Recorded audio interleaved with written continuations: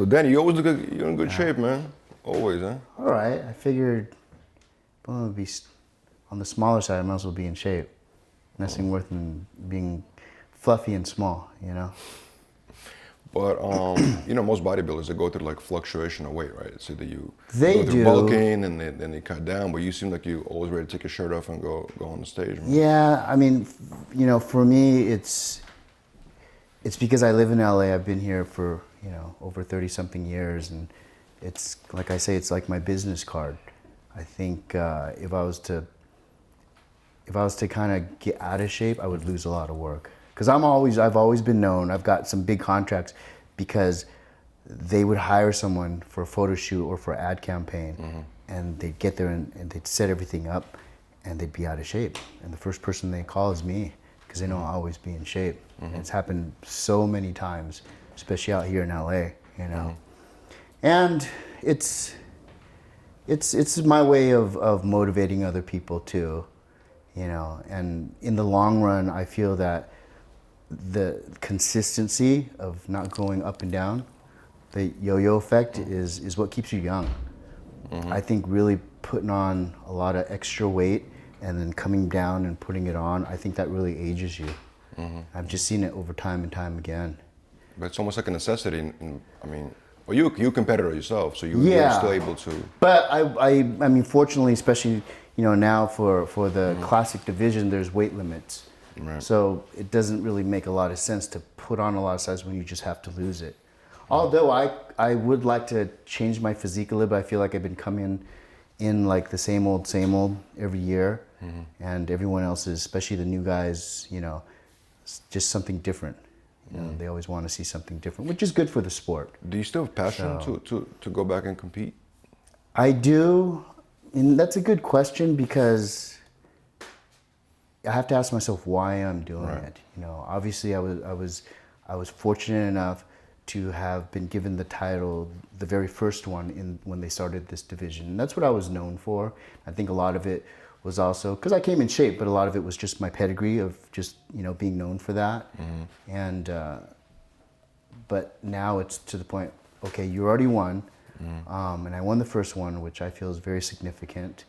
And what more do I need to prove, other than just the haters on Instagram, But after you get over that, then you have to ask yourself, why are you still doing it, like you were saying?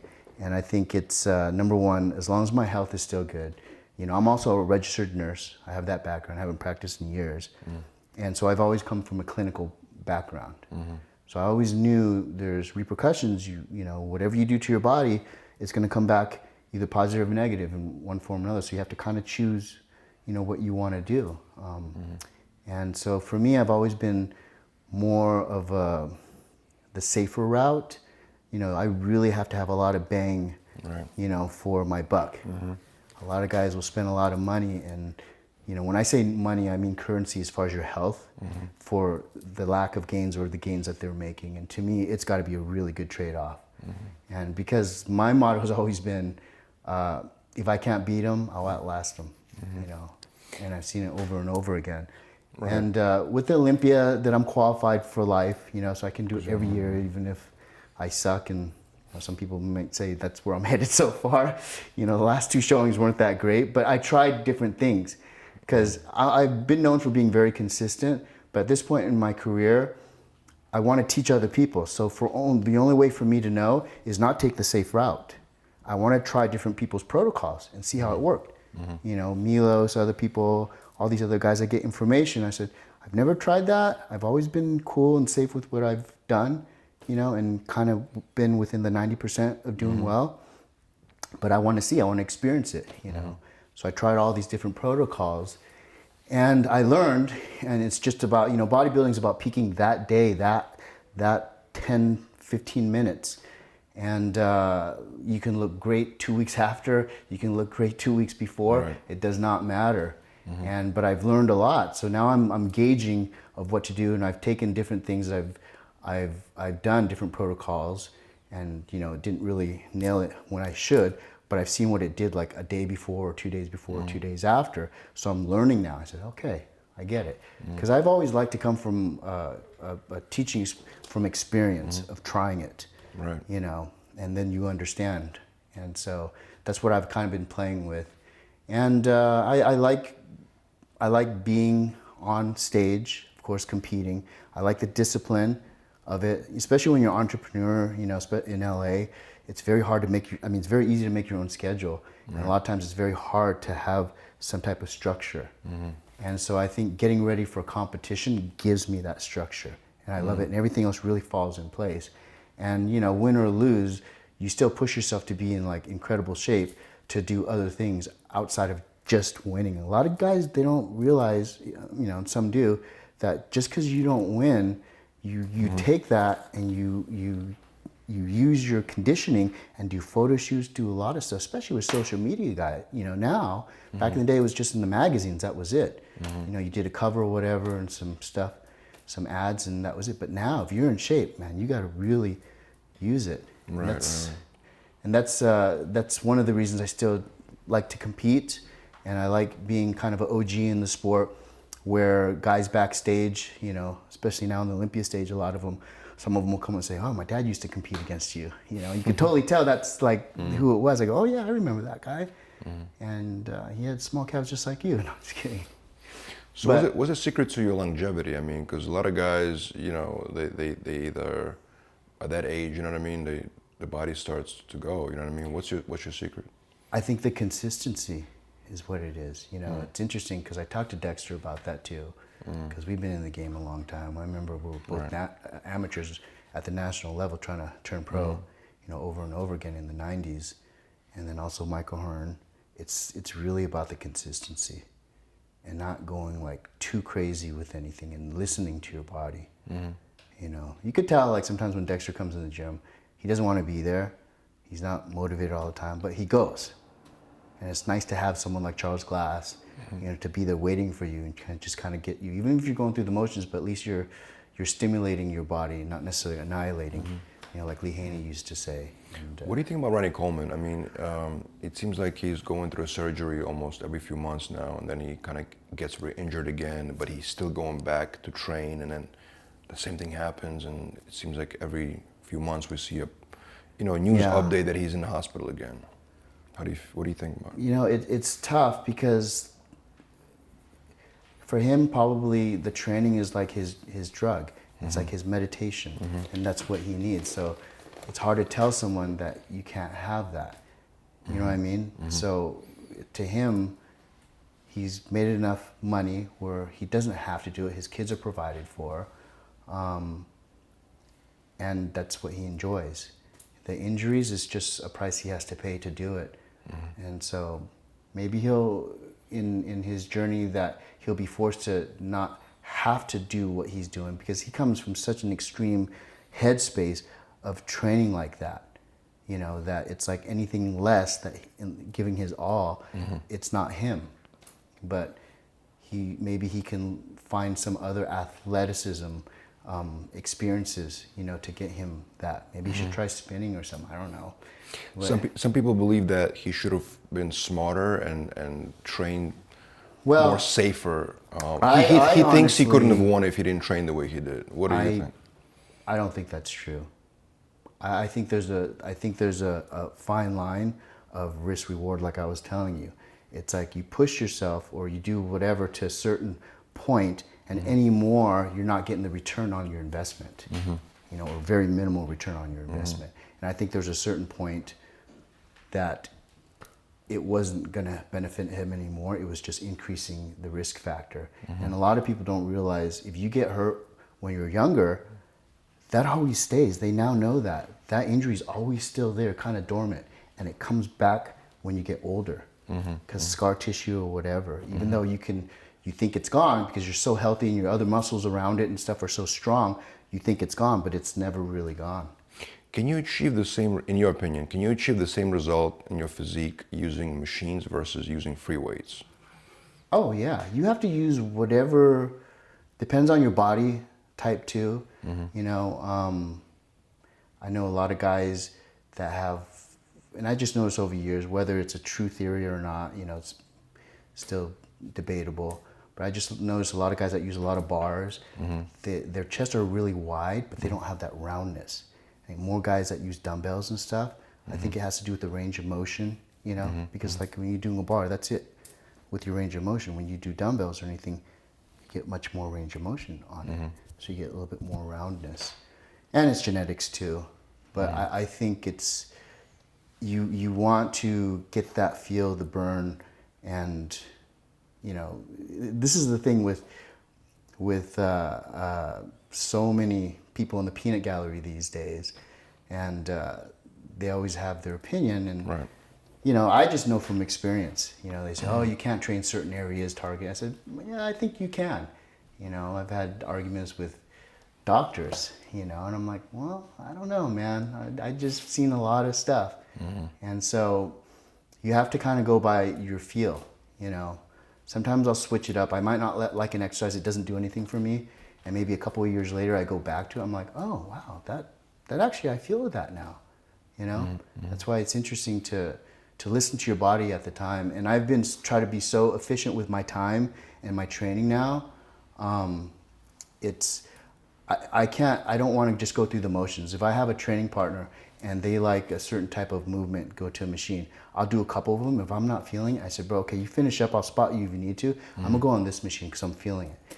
And if that machine, I'm still feeling it, even though I finished my 4 sets, why should I go to another machine that I'm not gonna feel it as much? I'll finish like 10 sets on that machine and just stay there until I'm not feeling it anymore. So I've been very like micromanaging and getting the most out of it and not really listening so much to the rules. You know, and I talked to like guys like Sean Ray. He used to call that instinctive training back in the day. It's just you have to be careful because sometimes it's a excuse to stay in a certain area and you don't want to work other areas because you don't like to. So you have to be really mindful of that too. I mean, you train a lot of people yourself. You have a lot of celebrity clients. You've trained fighters over the years, all types of individuals from Hollywood. Do you still need a coach for yourself? You mentioned that you try different things, but do you need a coach or a guru or whatever?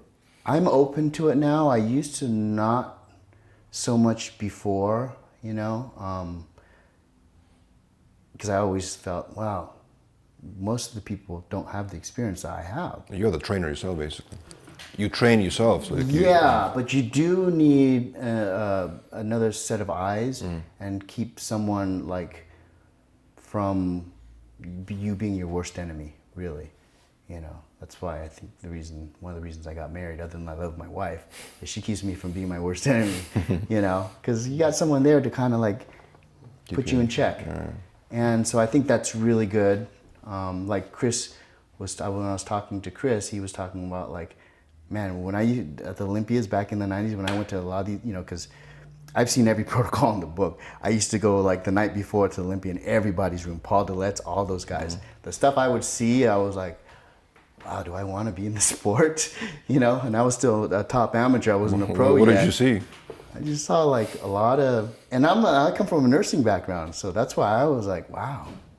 You know, and the cool thing is that the information out there, you know, because like back in the late 80s when the Soviet folded, and there wasn't a lot of work. Like people had PhDs and stuff, biochemistries, and they were driving cabs, you know, in their countries. And then when they come here, they really couldn't apply that education. So, and a lot of them were bodybuilders. And I was like, wow, I didn't realize like bodybuilders from all these other countries are so smart.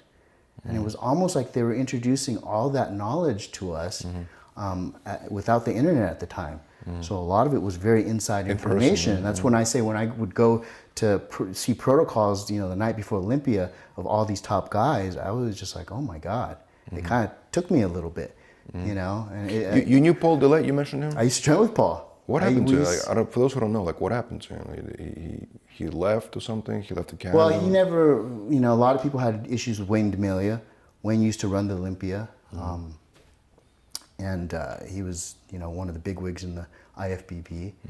And a lot of, like, Lee Priest had issues with him too. I get along with pretty much everybody. I try to stay like neutral, you know, Switzerland to a certain degree, because everyone has their moments, even myself. So I try not to really judge or take sides, because that can always change throughout the years. Of course. You know, and that's how I am with, I tell my friends, you know, when they break up with a girl, I said, I don't want to hear any bad mouthing because you'll be back with her in 2 months. I know, right? Then I know all this information, too much information, you know. So Paul left because he didn't get along with the organization, basically? Yeah, pretty much, you know. Paul wasn't as, how would you say, articulate as Sean. So it was very hard for him to kind of express what he wanted, you know. And it came out a little bit more aggressive. And I think he was just getting a little frustrated too. And then, you know, he's from Canada. Canada, right? So he went back up there and he started his own federation. He's making millions now. I mean, he's always inviting me. After I won Olympia, he wanted me to go out there and do my federation now, Danny. And this is Paul.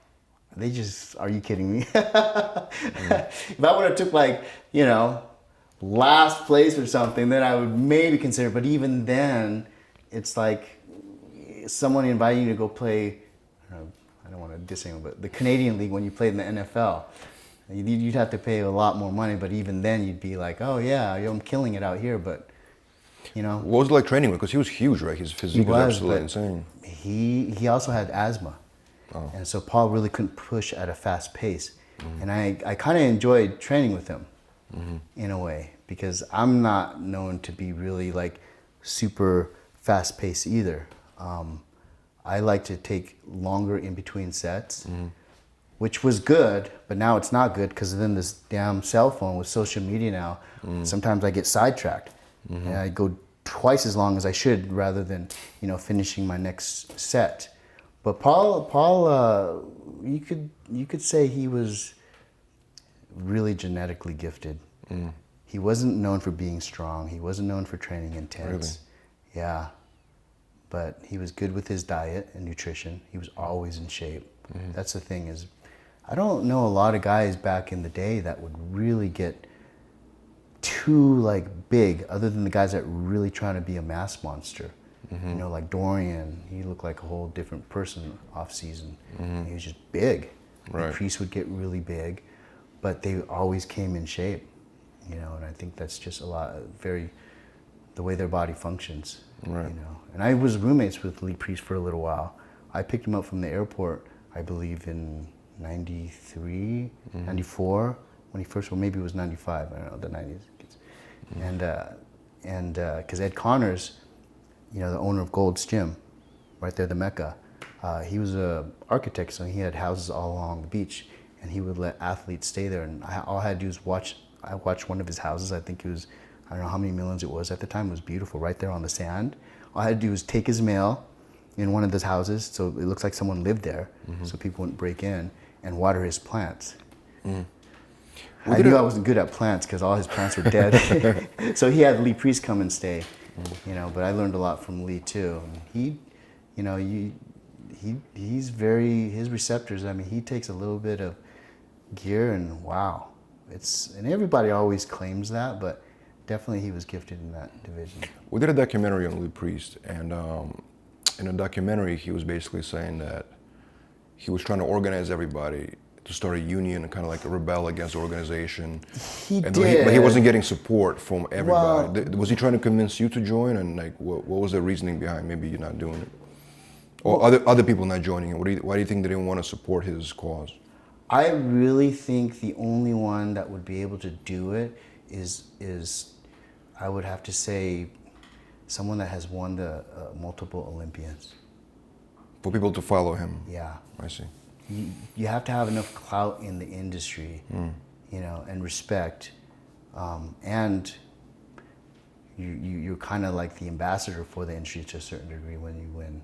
You know, that would be the only person that would be able to do that. Not after they retired, but when they're on top, and a lot of people aren't really willing to risk that. Because they're on top, why even do that, right? Yeah. It's tough, you know. It's just like in anything else, pretty much. Do you ever get upset over judges' decisions? Have you ever been in a situation where you completely disagree, you think it's just not fair? I do. But like I said, I try not to really go there too much because I don't own the sport, you know. I'm there just to present myself. And the cool thing now, especially with social media, a lot of people can see. You know, you can get more views and more acclimates, you know, from not winning. But people saw exactly clearly what they're paying. It's a subjective sport. You know, unfortunately, I really think the judges should kind of stay off social media because a lot of people get influenced by that. But that's part of the game too. You know, back in the day, it was like they could say that about me when I did all the covers in the 90s and I would compete. I would always just get a first call out, you know? And so it's tough. And, you know, the last couple of years was the first time in my whole career at the Olympia, in any of my 30 years of competing, I didn't get a first call out. And that was interesting. Did it hurt you? Like, it did. At first, my ego was like, I couldn't believe it. You know, I even actually went out and then Steve Weinberger told me to get back in line. And I looked at him like, are you talking to me? I kind of did that with the light. And he goes, yeah. But the cool thing is I learned a lot from that experience because, like I said, I've never had not have a first call out. And then when it came to the finals and they only picked the certain amount of people that can pose, I've never not posed either, you know, at the finals. And I was in the category where you came out with the guys that were pumping up and you kind of got introduced and then you went back.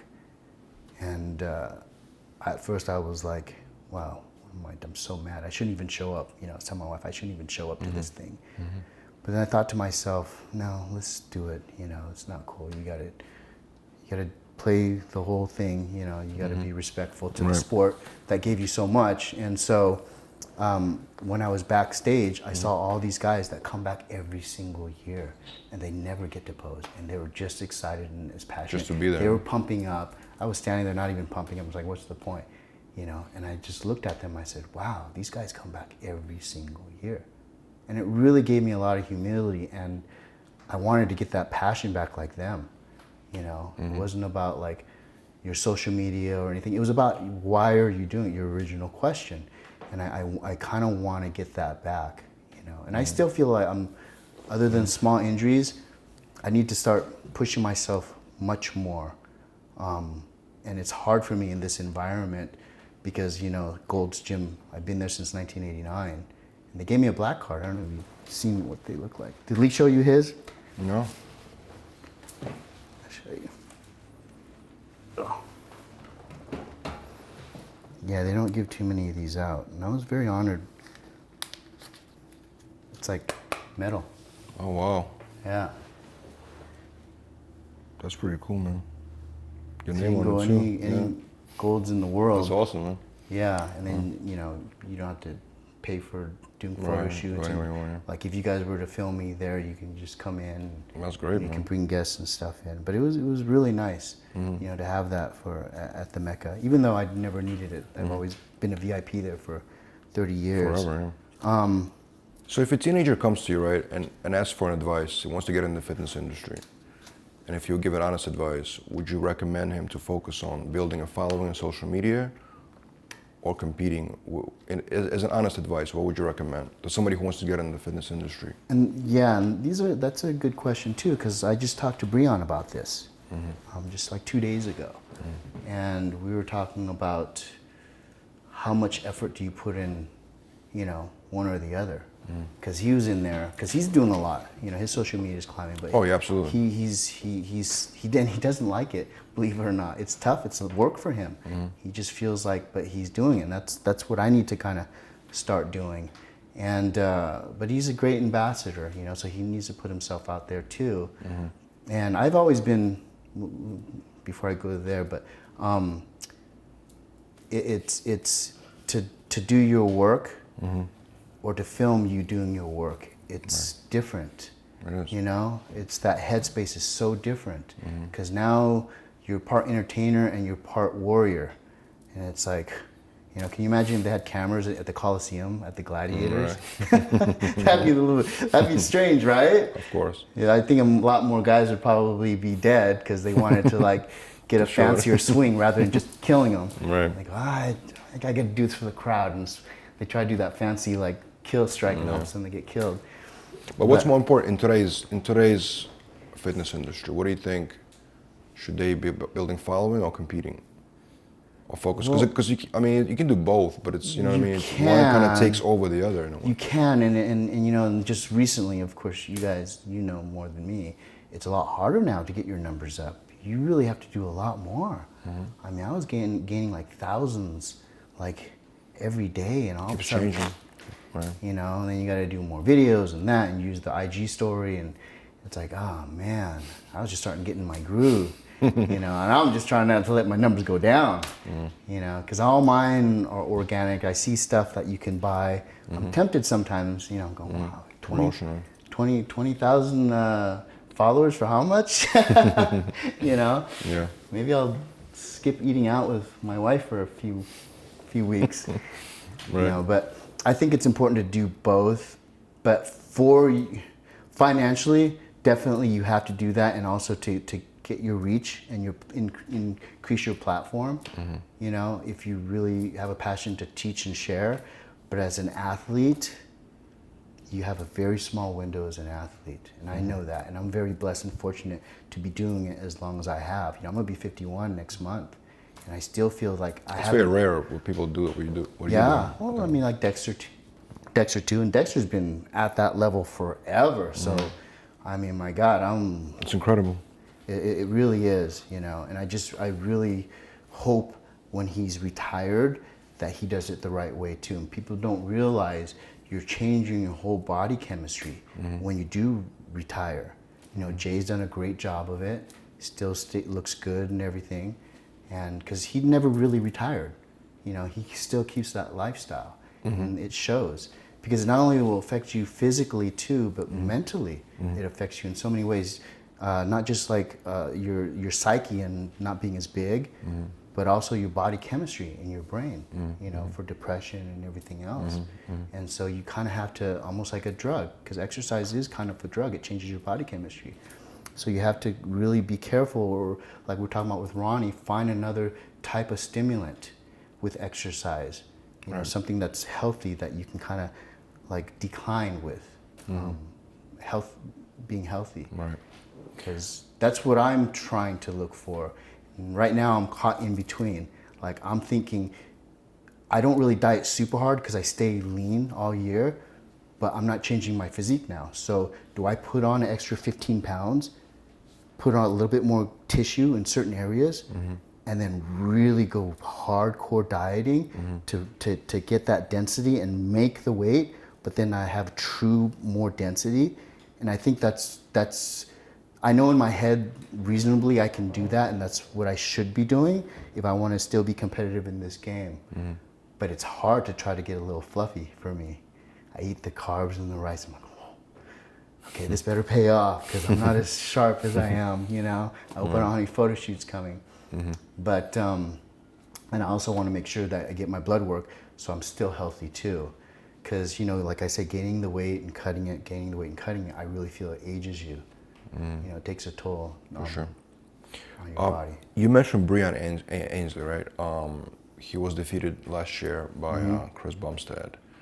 A lot of people are outraged by that, saying that, you know, Breon is much more superior physique, had much more superior physique that day than Chris Bumstead.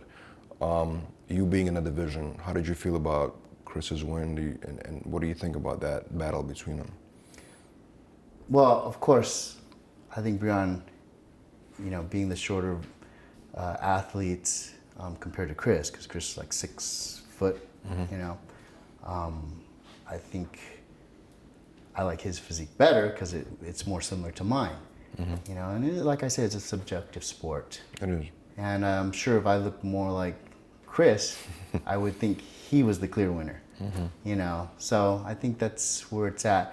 But I think it's hard because, like, you know, we've always thought politics was involved with any sport, you know, especially bodybuilding. But now with social media, that's really the case. I mean, when you see judges like doing posing clinics and stuff with athletes that they're judging, you know, and some of these other athletes don't live by the area, so they don't have that camaraderie with some of the judges. I think that's a little bit unfair too. So politics do exist, you think? It's always existed, but I think with social media now you can see it even more so. You know, and it's tough, and I think the judges should be a little bit more mindful of that. You know, whether their intentions are honest and, you know, with integrity, I still think just the perceived perception of what they're doing is not good. Do you think also Chris winning, it's a little bit confusing what exactly you need to do to win? Because like when you go into the competition, what exactly do you need to do to be number one? Meaning that, because Breon was winning for 2 years and clearly he was the physique they were looking for, but then suddenly they changed the decision. My physique was what they were looking for. Exactly. So it kind of changes. So it kind of changes then. You know what I mean? Like, so when you go into the competition, you clearly know what they're looking for. For me, competing for all these years, you know, these are judges that have been judging a lot of them for as long as I've been competing. I see their same faces, you know, and it's tough because then you put this new division out and you're not getting judges from the 70s or the 80s, you know, you're getting judges that are judging current guys. So it's hard to put that genie back in the bottle. Right. And it's going to kind of make its way into supposedly the classic division and I already see, like, you know, the way the sweeps are coming out and everything. I said, oh, they really want those sweeps, but that's not classic. If you look at Frank Zane and stuff, it was a little bit like trimmer in the leg area, more kind of a... That's what I'm saying. So what exactly is the... And so that's what I'm saying. I think Chris is an incredible ambassador, good-looking young guy, you know, and... But as far as, you know, my preference, I think Chris, his physique is going to be a beautiful physique, but he's got a few years to go. And that's why I say a lot of these people are in a rush to win the competition. But if you want people to remember the video and the pictures of when you won, that's not really like the one I want. I've already think I look better. Not necessarily on the day, but just my improvements, you know, on the days I do peak before the show was way better than when I won the Olympia, you know? And so that tells me I can still look better, but the judges' minds are always changing too. Maybe they think, oh, we've already given it to Danny if it's close. And I'm cool with that too. Let a younger guy or another guy that's never had that experience have it also. I just want to at least not get dissed too much, you know? And then I want all the pictures to show like my improvements. And then once I retire, I can say, I'm proud of that, you know? I don't want to say I could have been better than that. That's really, I still think I have a lot more that I can improve in my physique, and my body's responding, and I'm still able to do it healthily. Of course I can make crazy gains, but you guys aren't going to see me around for a long time, you know what I mean? Right. So. For sure. How did you feel when Brandon Curry won the Olympia last year? How did you feel about his physique? I think he had kind of the overall package. He had enough size, he had enough symmetry, and he had enough definition to win. And of course, there's different guys that have better in certain areas than he did, but I think overall he was the most complete of all of them. And I think that was a good choice. Dorian Yates made a comment basically saying that in his era, Brandon would not be able to place even top 6. And then Ronnie Coleman said the same thing in interviews on the record. You being an old school guy yourself, do you agree with that or disagree with that? Well, I mean, the pictures say it all, you know what I mean? But I don't think Brandon's done yet, you know? There's been Mr. Olympias that wouldn't even come close to him. I mean, look, there's some Olympias, if you go back even further, they probably wouldn't even win the Nationals, to be honest with you. Wow. You know, times change and depends on the physique that's up on the stage with you. And I remember I was with Flex in '93, you know, when he took second to Dorian. That broke my heart because to me, you couldn't get a more perfect physique. You know, because I come from an athletic background. I wrestled in college. You know, so for me, just the aestheticness of being able to move and look like a superhero and be functional, Flex was the perfect. And that was when he was lighter. I think he was only 218 pounds when he took second to Dorian. And after that, he started chasing the size. And towards the end of his career, even though he was placing the top 3, he was trying to get Dorian. He was never going to be as big. I didn't like his physique anymore. I really didn't. And I think that's what I'm talking about with the return on your investment. I don't think that was a good return on his investment. You know, I think if he would have kept true to his aesthetics and stayed a little bit tighter and more streamlined, boy, I mean, that was a beautiful physique. Do you have a favorite era in bodybuilding? What is your favorite, like, decade or era, or whatever they call it? 80s, 90s, 2000s? What do you think? I'd have to say the 90s. I mean, I'm partial because that's where I came up. That's the guys in the magazines when I was in high school, looking at Barry DeMay and all those guys, you know. They weren't too, like, mass. They're still all, I mean, if you look at the lineup, I just left Gold's last night and they play all the old videos there. And I totally forgot some of the lineups at the Olympia. I forgot what year it was, but they had Sonny Schmidt, beautiful. He could have been Mr. Olympia. I think he took second to Dorian one year. He probably should have won. And you had Sean Ray, you had Labrada, you had Lee Haney, Dorian Yates on stage. You know, I think that was a year right before Lee retired. You had Lee Haney, Dorian Yates,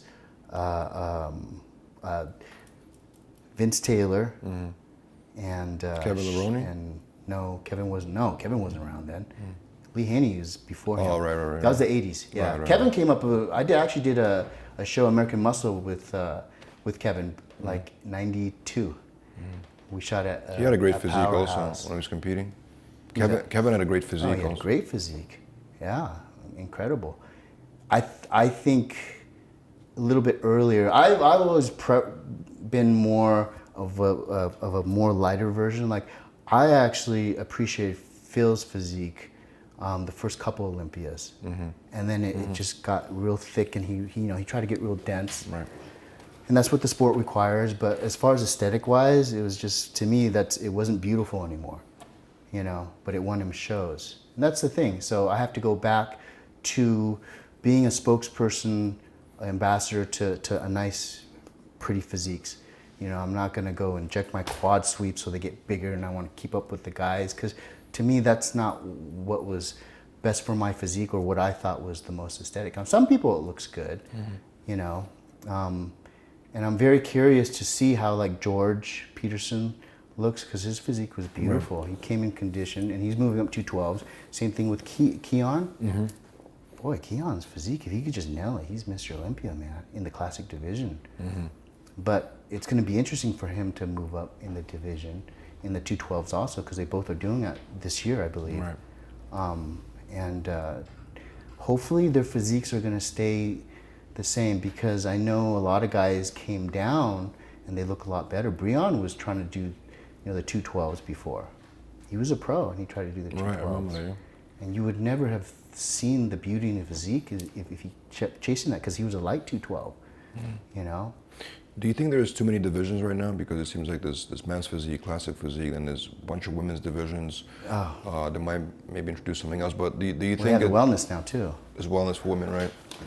So it's almost like every body type can fit in somewhere, right? Obviously in the 80s and 90s it wasn't the case.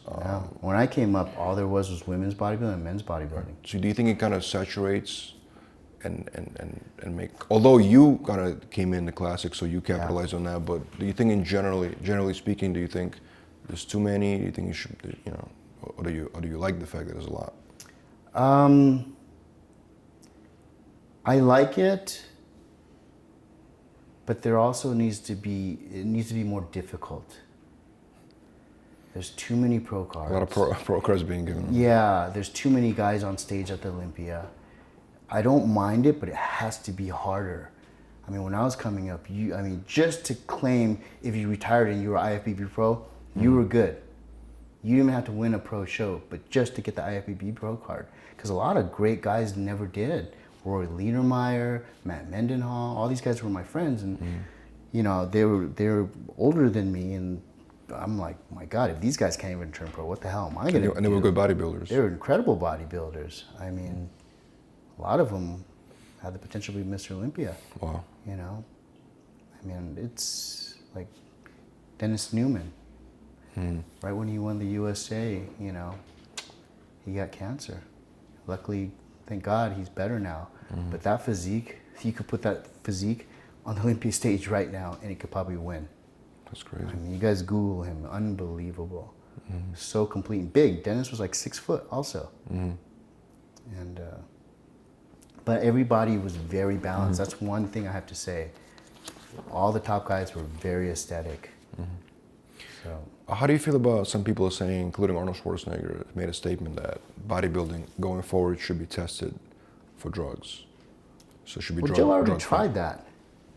Joe Weider already tried that because Ben Weider wanted to get it into the Olympics. That was one of his life goals, you know.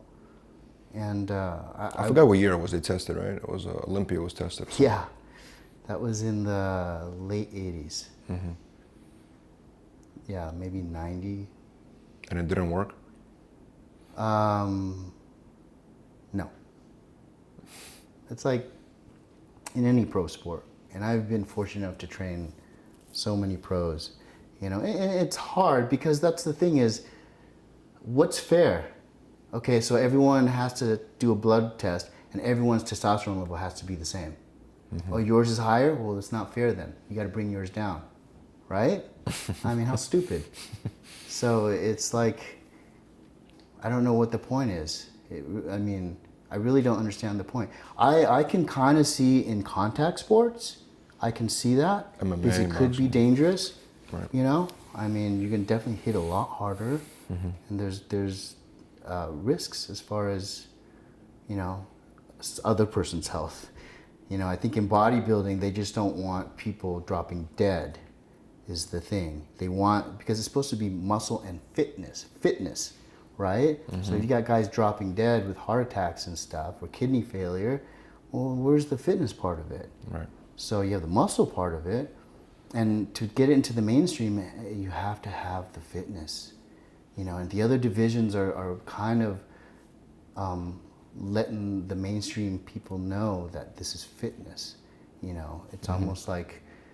I think, to be honest, I think they shouldn't have a drug test, but I think, like in boxing, you have to have a neurological before you can get, you know, before you can fight. Right. I think they should have a blood test once a year for all athletes. It has to meet a certain criteria. Because there's no way in hell someone's ready to die, cholesterol and everything else is just like, and you can even look at them on top of it, you know, and their levels, and then you want them to get ready for the Olympia? I mean, that's just like, you're just asking for trouble. And that would definitely alleviate a lot of liability because you're saying, hey, come compete, we don't care. They drop dead on your stage, that's not good for the sport, you know?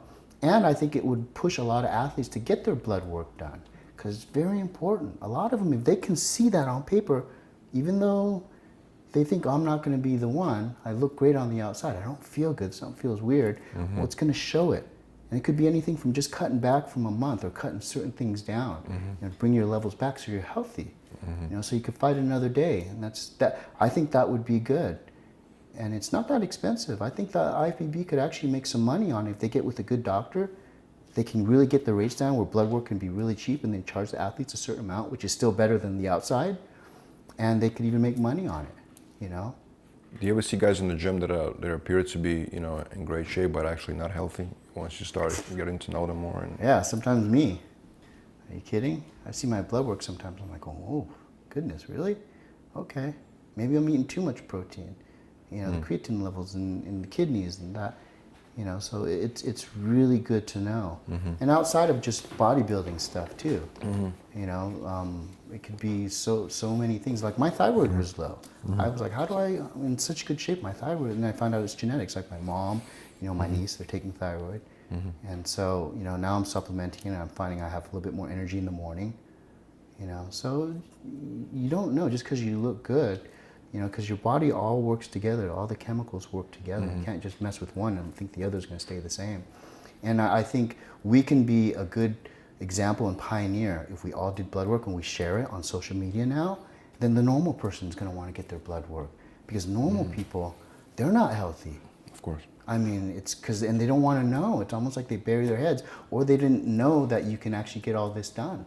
When I do a lot of hormone therapy and do consultations with a lot of celebrities and stuff I work with, it's amazing. And the question I used to ask is, okay, do you want to be healthy or do you want to look great?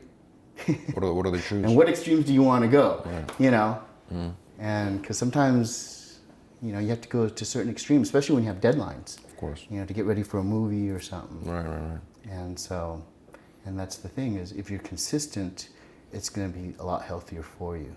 Who are some of the people? Who are some of the people that you train over the years, if you can share? Jean-Claude Van Damme. I've been working with him since '94, '95. Can he really fight? You know, believe it or not, I was surprised. But the thing that sucks with him, and he's always known for that, even on movie sets with the stunt coordinators and the other actors, is when you spar with him, it's tough because he kicks you or punches you and you really want to hit him back, but you probably won't be working as long, you know, with him. So you kind of just got to bite your tongue. Gotta take it, yeah. But I was honestly surprised when he was pissed one day and we sparred. And I was like, whoa, you know. I was like, okay, he could do something.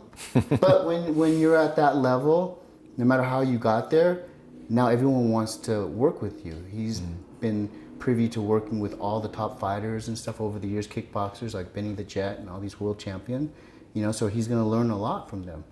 I heard he parties hard too, Jean-Claude Van Damme. He likes to party a lot, like go out and stuff like that. They all do, man. Yeah. Yeah, and I've been fortunate that I don't have an addictive personality, thank God. You know, I like partying, it feels good, but there's still nothing, I think my fitness has always been where that's the priority for me. And there's nothing better than the high I get off of like being in great shape and training and being so functional, you know, in the world. You just feel like you can do anything. It doesn't matter this guy's driving a Lamborghini or whatever. He's not going to look like me. He's not going to project that. Or it's different. You know, it'd be nice to have the physique and the Lamborghini too, you know. But it's going to be a lot easier for me to get the Lamborghini than the dude's going to get the physique. Right. You know. So you trained Van Damme were you sparring with him, or you also did fitness, like more fitness? Yeah. But you know, I come from I'm half Thai. My mom's Thai, so I grew up doing Muay Thai since I was a little kid. We just used to take us to the Thai temples and stuff. And so you know, and then I wrestled in college. And so when the mixed martial arts came, UFC came around, I think in like 95. Yeah. 95. I really was interested in getting into it, but unfortunately they didn't pay anything. You know, $200 to get your nose broke. Do that in a photo shoot, you know, for fitness. And luckily at the time I was doing well. You know, I had a contract with EAS. I mean, all the top companies. I was getting paid more than a lot of the pros at the time. So I was very fortunate, and that's one of the reasons. And I was training with Flex and Chris Cormier and all those guys. I was in that circle. We'd go eat at the firehouse afterwards. You know, so the 90s was a very interesting place because Gold's was much different back then because we had so many celebrities. You couldn't have cameras in that gym. It had a big sign that says no cameras. That was before camera phones. Who were some of the people that came there? Just Keanu Reeves, you know, before he was like super big. Kobe Bryant. I have a picture somewhere of Kobe Bryant spotting me on a incline press because I was doing a photo shoot at the time. I said, "But Kobe, you know, come and can you give me some?" Oh yeah. He still had his afro. He just fresh out of high school playing for the Lakers at the time. I mean, everybody. You know, James Caan, I would walk to the firehouse and eat with him. You know, some days I'd be walking. He goes, "Hey, Hester, you know, where you going?" I said, "I'm gonna go eat." And he'd be my son. He goes, "Oh, let's go." And he'd buy me, you know. God, I wish we had phones back then, man. All we had were those little zit. That's before the social media. Yeah. I still have I think my mom might have a drawer full of those. I should ask her. I'd be surprised to see. You know, Dennis Hopper. Dennis Hopper had a house like one of the big $1 million houses. Dennis Hopper lifted? Yeah, he trained at Gold's. Yeah, he trained every day. He trained hard. I would walk to his house with him. nicest guy. And that was where he built his house. Now it's happening all the time because Google, moved in, and all those young kids that work at Google, they're making hundreds of thousands. Venice is changing, huh? Venice is changing. They call it Silicon Beach now. So you're gonna see like these homes that look like they should be in the hood somewhere, in Compton, and the property, it's worth like $3 million because the property. Because next door, someone bought it, knocked it down, and built, a $10 million home. But Dennis Hopper had one of those before anyone did, like back there. And so we would walk to his house like 3 blocks away from Gold's, eat lunch. And it was just a really cool time because they respected the bodybuilder back then. All the sports, I trained guys from the Dodgers, just so many pro athletes getting paid millions of dollars. And you go to their house and on their coffee table were muscle magazines. Because it was to their benefit to know all the knowledge about the muscle in their bodies. We were the pioneers at the time. Unfortunately, we weren't getting paid what they were getting paid. Right. But it was like I remember when I was with the company EAS, I was like their main spokesperson, and they had just signed Shannon Sharp, which is a top football player. They just won the Super Bowl, so I'm signing, my picture, and Shannon's in the booth with me signing his pictures because this ES just signed him also. And it was a really cool time, And what do you think had the best physique out of all the actors that you've trained with, or who took it the most seriously? You think? They all take it pretty seriously. Yeah. They really do. And the sad thing is, as soon as they're done with a certain role, they drop it. They only do for a specific purpose. Yeah, it would blow me away. Because, like Charlie Sheen, I got him ready for, like, back in '92 for Hot Shots, and it was a spoof off of the Rambo movies.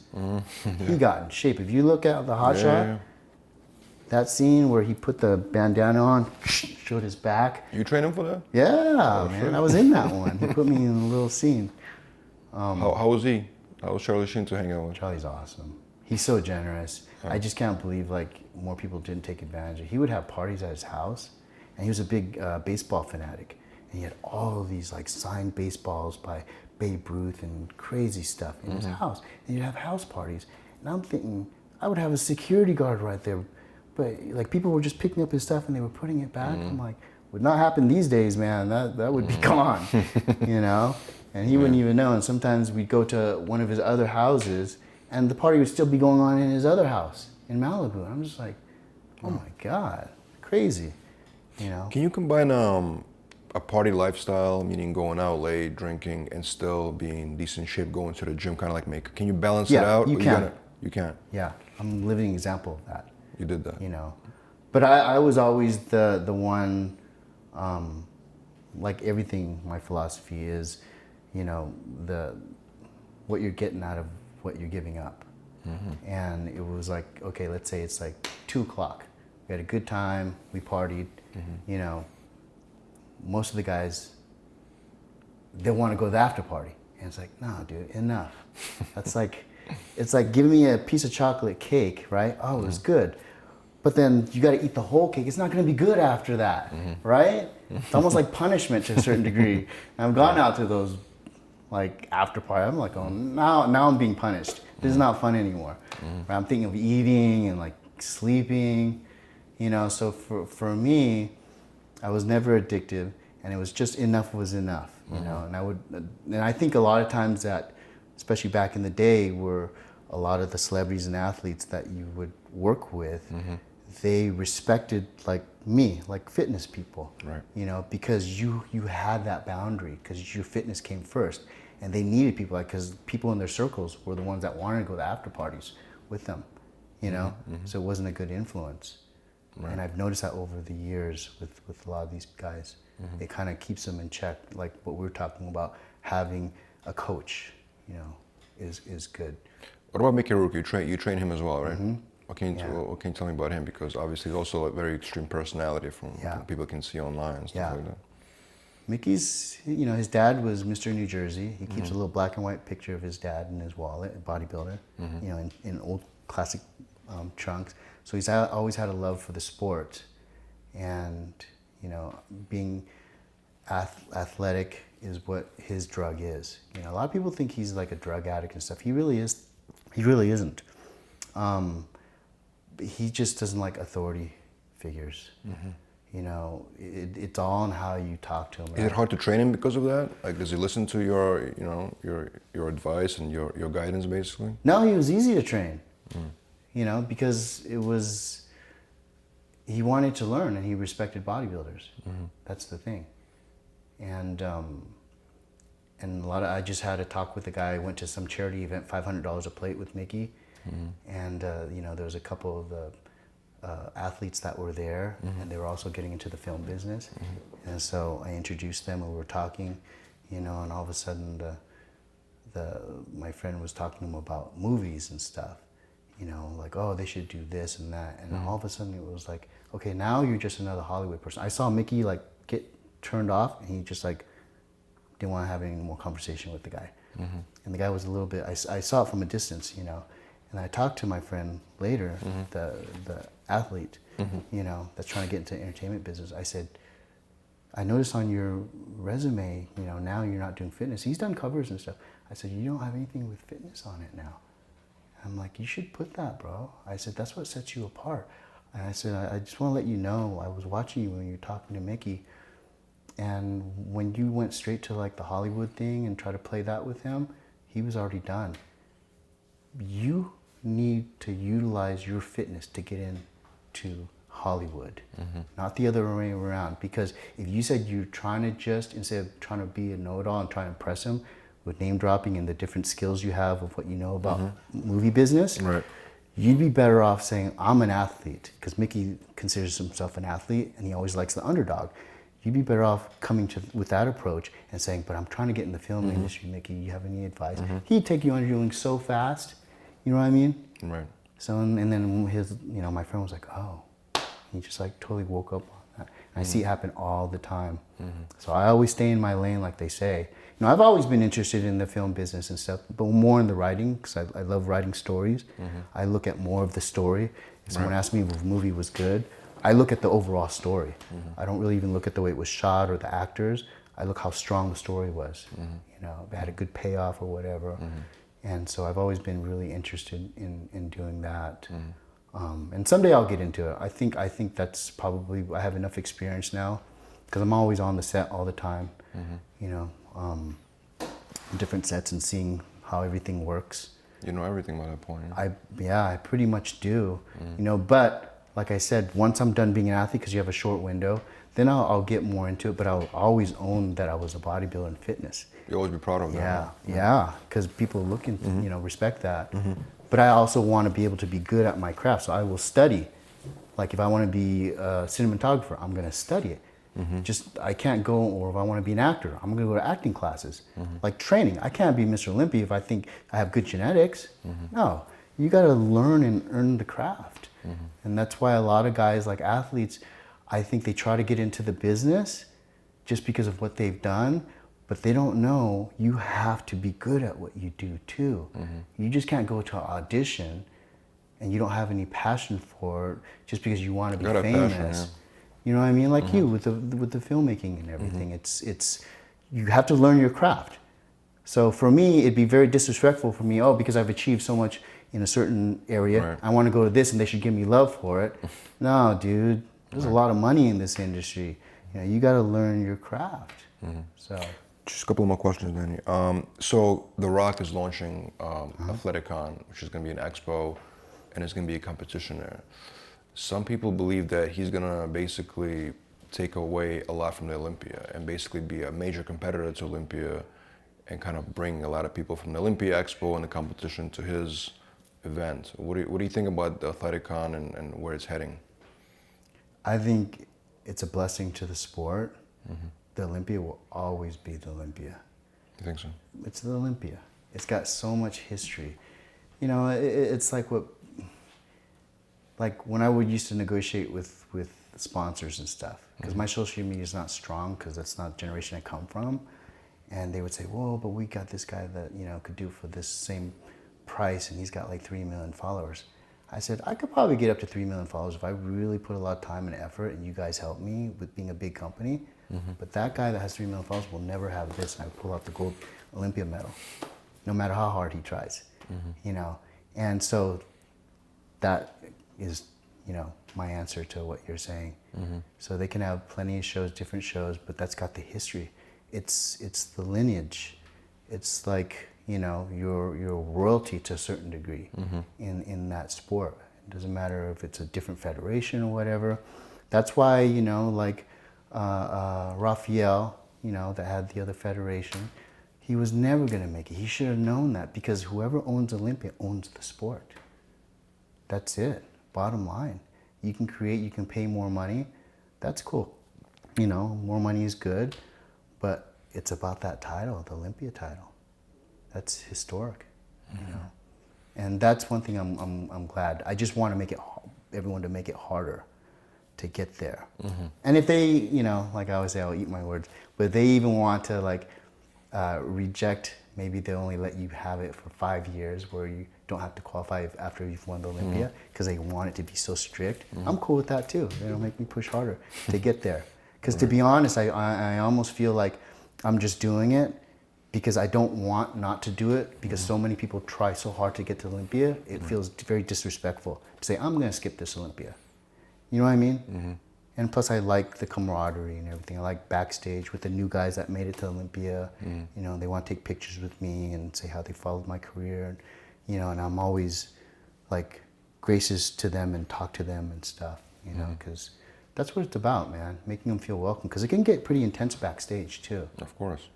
Nobody talks to them, and they see other people who have high social medias, and I could just see the faces of guys, coming from especially other countries. They're very they don't know what to do back there. So I always try to befriend him. I say, he's he's cool, but he's just focused right now. Don't worry about him. Right. That's part of the whole thing I love about it. So last question, Danny. What do you think the classic division is really heading right now? It's obviously a lot of people are switching to it. Men's open bodybuilders going to classic, men's physique going to classic. It seems like it's very competitive. What do you think it's heading in the future?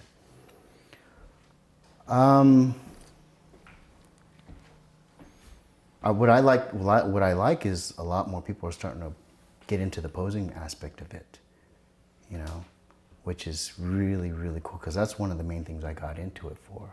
I just want them to be careful about the physiques, I almost like, to be honest with you, the look of the men's physiques upper bodies better than some of the classic upper bodies from the front. It's very pleasing, this wide shoulders and the small waist taper, the thick chest and the abs and serratus. It's just a lot of them, the backs aren't as strong as the classics, because that takes more years. But there's a certain balance to it, and a lot of them beautiful physiques from the front. And, do you ever get upset when people say, well, posing is dead in bodybuilding? Because guys like yourself obviously take it, take it still very serious and still bring in a performance on stage. Yeah. So when people say it's dead. I mean, why is it dead? Why is posing dead? Well, I think posing is dead not because people don't like it. I think posing takes work also. Right. So it's a whole routine. And you have to have kind of a passion for it. Right. And some guys that get into bodybuilding, maybe that was never why they got into it. It was more about the size and the strength and the muscle thing. But for me, being in martial arts and stuff, I love katas. I love music to the movement of the body. I just thought it was I used to watch, ballet. And I think because of my background too, I don't know if anyone knows, but I used to be one of the best breakdancers in the world. I didn't know. Wow. Yeah, I choreographed the 84 Olympics here, 100 breakdancers. Wow. Part of it was my crew, and I How'd you get into that? My age, that's kind of when it came, it was originated in New York. Right, New York, yeah. Were you from LA? And no, I'm from LA. Right, but that's what I'm saying. When it came from New York to LA, we took it to another level. We took it more to acrobatic kind of feel to it. Where there it was more just style. Right, you know what I mean? Right. It was more up rocking and just how you did things. When it came to LA, it was more about the technical stuff. The head spins and just the almost like a gymnast. And I was a gymnast since I was 6. That's crazy. So for me, I picked it up real quick. I could do flips, I could do everything. Wow. And I was very well rounded in it. I used to actually be on several breakdancing groups, but I never committed to any one because I actually could battle a whole group on my own because most Wow. most guys would have a team, a crew, and they'd go battle different places. And it's because one guy would master like one move and they'd send that guy out and then the other guy would try to match it. You know, they specialize in certain moves, but I was actually very good at just about all of them. So I can actually take a whole team on. I remember my younger brother, I would have him hold my jacket, you know, and I would go, you know, against the whole crew and I'd be going, oh my God. Say, okay, he just did like 5 backflips and this in a row. And I was like, I just finished this guy off. And I was like, okay, you know. That's crazy. But part of that was, you know, I had a manager. I was on Soul Train, American Bandstand. Wow. Yeah. And so I was always used to being like... Performing. Right. Exactly. And so I think part of just that dance part with the music and everything went with the bodybuilding. That's one of the things. And I used to teach a breakdancing class in a gym. And I was only like 12 or 13 years old. Because there was an aerobics room at the gym kind of by my house, and there was a liquor store where people would play the video games, and I would go there to play video games, and I would see like there was a wood floor with mirrors, and there was no one in it, so I would sneak in the gym and I would practice. Wow. And then these kids that were in daycare, because parents were working out, they would come watch me, you know, and all of a sudden I had all these kids watching me. And then the owner caught me and he kicked me out, but then the next time I was at the liquor store, he came out and asked me, hey, would you be interested in teaching classes? Because I guess that a couple times you snuck in, the parents said the kids wanted to take the classes, you know. So I was getting paid, you know, to teach classes at like 12, 13 years old, a lot of money. I had like 30, 40 kids taking breakdancing classes with me. That's amazing. And that was my kind of my parlay into weightlifting. Because when I was done, I would go back in the locker rooms, you know, wash my hands, go to the bathroom, and I come out and say, go this way. I go this way through the gym. You know, there's some, you know, hot girls and stuff there. And so I would see the guys lifting, and I'd just go and I'd start lifting. You know, it took, you know, a little bit of time before they finally realized I didn't, you know, have a membership. Oh no, you're supposed to go that way, and they kicked me out. But that was when I was starting to get into the gym, and that's where I actually trained for my first show years later at that gym. And I won Mr. Ventura County my very first show. That's crazy, man. Yeah. I don't know about that. Isn't that crazy? Thank you so much. Yeah. Yeah, well, go ahead. You were finishing up. But the classic division, yeah. Yeah, with the posing. The posing, yeah. Yeah, and that's one of the reasons, you know, I really love that. And you know, a lot of guys have their own style posing and stuff. And that's why I always like, you know, say, well, the breakdancing and stuff like that in the bodybuilding, I could do that too. But to me, that was never the classic posing. You know, like some of the guys I really, truly like appreciated with the music and just the passion. And I like to see a little bit more rather than just rehearsed movements that look nice and smooth to the music, but I like to see them get more into it, which I'm not really seeing as much. Who do you think are the 3 best posers in all bodybuilding right now outside of you that you enjoy watching? Well, see, even like Kai, his is a little bit different style. His not so classic. It's more entertainment in it too. Like breakdancing mixed with exotic dancing mixed with bodybuilding poses, you know. But like doing the robot and this and that and the wave, that's okay for guest posing, but not true bodybuilding. I mean, like even everything from the music, and you have to feel it, and just like even the way your hands tense up, and you know, it's dance. It's you have to feel the emotion because you're projecting it, you know, rather than just okay, the beat here, okay, and the next one's going to be here. I want them to almost not think about it and just feel it more, because you can see in a person's face too. You know what I mean? And I want to see like a lot of these guys back in the day, like Muhammad Makawi. Man, you could just see him like put his head down, and you just like you could see the focus, and when you reach up, you could just be like that, and you're like, wow, that just captivates you. Not just going through the motions, and just because you hit it perfectly doesn't mean you're connecting. Really feeling it, right? Yeah. So. Do you have a 3 favorite right now, or is anybody you can tell like that you really enjoy watching? I think Terrence is pretty good. Terrence Ruffin, you know, his routines. I like the way he's mixing up the movements, because you don't always want to just go clockwise. He's great. And he's good, and he's getting better too, and his physique's getting better. That's awesome. That's what excites me. Breon's pretty. What do you think? Breon is good. Yeah. It's different. You know, that's the thing, is everyone has a different style, Different approach. Yeah. to it. I'm really more of the old school, like traditional classic. Even the splits is cool, but that's still not really, that's showing your athleticism. That's fine. But I'm really like old school poses. And Cedric is not bad. Cedric McMillan, right? Yeah, yeah, Cedric's not bad. But I see that this thing is, the physique does help with the posing. Right. You know what I mean? Of course. When you hit it. But back in the 90s, a lot of guys were, they were posers, good posers. Even at the national levels. You know, even the music they would pick and stuff like that. So, but it's all out there, you know, for them to know. And I think it's subjective too. And it unfortunately doesn't, they say supposedly it's supposed to help with your scoring, but I think the show's done after prejudging. We all kind of know that, you know. I heard the same thing, Yeah, it really is. You know, it's, unless there's like a certain outrage where, oh, I'm going to pick that. Completely different. Yeah. Then you might, you know, I've seen them reconsider to a certain degree. Even when I took fifth after the second year, I took fifth. I was actually in the top 3 when we all came off stage. I've never experienced this before.